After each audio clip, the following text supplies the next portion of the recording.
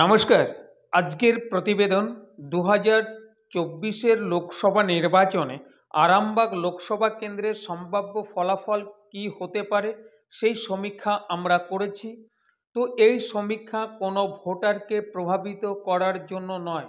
তো আসুন আমরা দেখে নেব আজকের সমীক্ষা। আপনারা জানেন লোকসভা নির্বাচন 2024 আর 3 থেকে 4 মাস বাকি। এই নির্বাচনকে লক্ষ্য করে সব দল ঘুঁটি সাজাতে আরম্ভ করেছে। তার ভিতর আমাদের সমীক্ষা আমরা জনগণের কাছে পৌঁছেছি। 2019 সালে এই লোকসভা কেন্দ্র থেকে অপরূপা পোদ্দার তৃণমূল কংগ্রেস প্রার্থী এই কেন্দ্র থেকে জয়লাভ করেছিলেন সামান্য ব্যবধানে।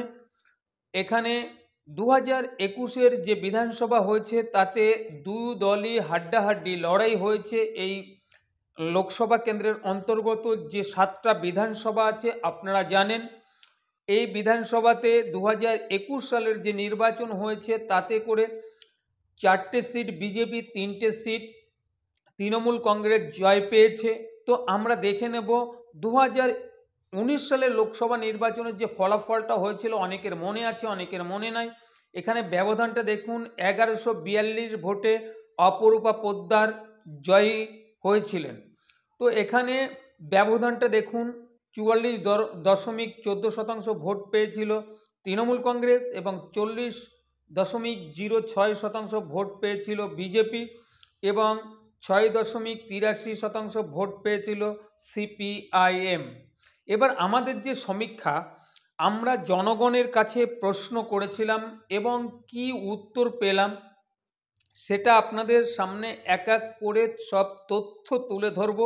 তাহলে আপনারা বুঝতে পারবেন যে আগামী 2024-এর লোকসভা নির্বাচনে এই কেন্দ্রের সম্ভাব্য ফলাফল কি হতে পারে। তো আসুন প্রথম প্রশ্ন আমরা দেখে নেব। রাজ্যে যে শিক্ষক নিয়োগ দুর্নীতি, পুর নিয়োগ দুর্নীতির অভিযোগ উঠেছে, ইডি এবং সিবিআই তদন্ত করছে, তৃণমূলের অনেক নেতা মন্ত্রী জেলে আছেন। 2024-এর নির্বাচনে এই কেন্দ্রে কতটা প্রভাব পড়তে পারে? দেখুন, এখানে 49% লোক বলছেন হ্যাঁ নিশ্চয়ই প্রভাব পড়বে এই কেন্দ্রে, আর 38% লোক বলছেন না কোনো প্রভাব পড়বে না, আর 13% লোক বলছেন যে না আমরা কিছুই বলতে পারবো না। এবার আমরা দেখে নেব দ্বিতীয় প্রশ্ন। তৃণমূল অভিযোগ করছে 100 দিনের কাজের টাকা কেন্দ্র সরকার আটকে রেখেছে। আপনারা দেখেছেন দিল্লিতে ধর্ণা হয়েছে, তারপরে কলকাতায় রাজভবনের কাছে ধর্ণা হয়েছে।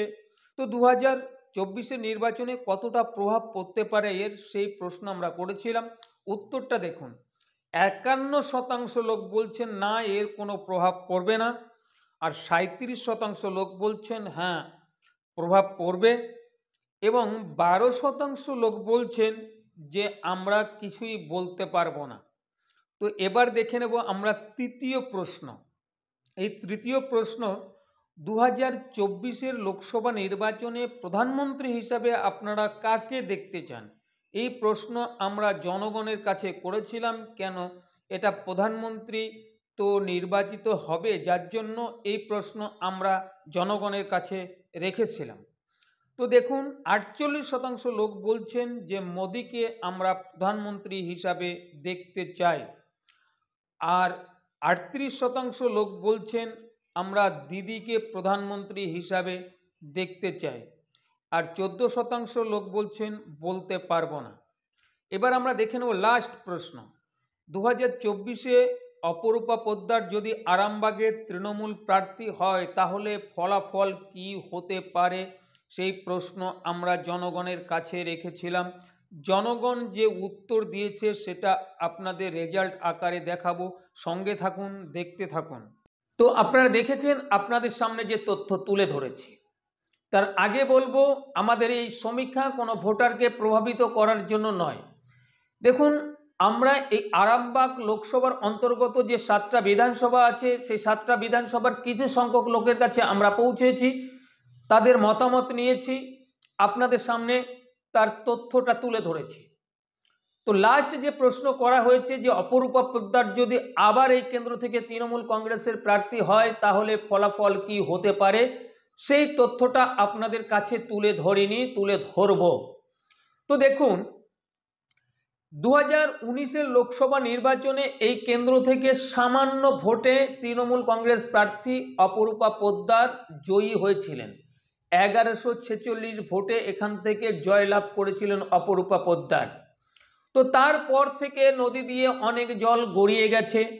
আপনারা দেখেছেন 2021-এর বিধানসভা নির্বাচনে এই লোকসভা কেন্দ্রের অন্তর্গত যে 7টা বিধানসভা আছে তার মধ্যে 4টে বিধানসভাতে বিজেপি জয়লাভ করেছে এবং 3টি বিধানসভাতে তৃণমূল কংগ্রেস জয়লাভ করেছে।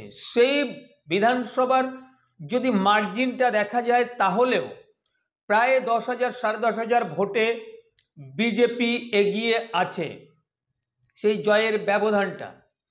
তো এবার 2024-এর লোকসভা নির্বাচনে এই কেন্দ্রের ফলাফল কি হতে পারে সেটা আপনাদের সামনে তুলে ধরব রেজাল্ট আকারে। আপনারা জানেন যে তার পরেও 21-এর পরেও যে পঞ্চায়েত নির্বাচন গেছে তাতেও মোটামুটি একটা রেজাল্ট আমরা দেখতে পেরেছি এই কেন্দ্রে। তারপরে যে সমস্ত দুর্নীতির অভিযোগ উঠেছে শাসক পার্টির বিরুদ্ধে, তার যে ইস্যু করছে বিভিন্ন দল, বিরোধী দল, রাজ্যের বিরোধী দল যারা আছে ইস্যু করছে, এবং শাসক পার্টিও যে ইস্যুটা করছে সেই সমস্ত প্রশ্ন আমরা জনগণের কাছে রেখেছিলাম।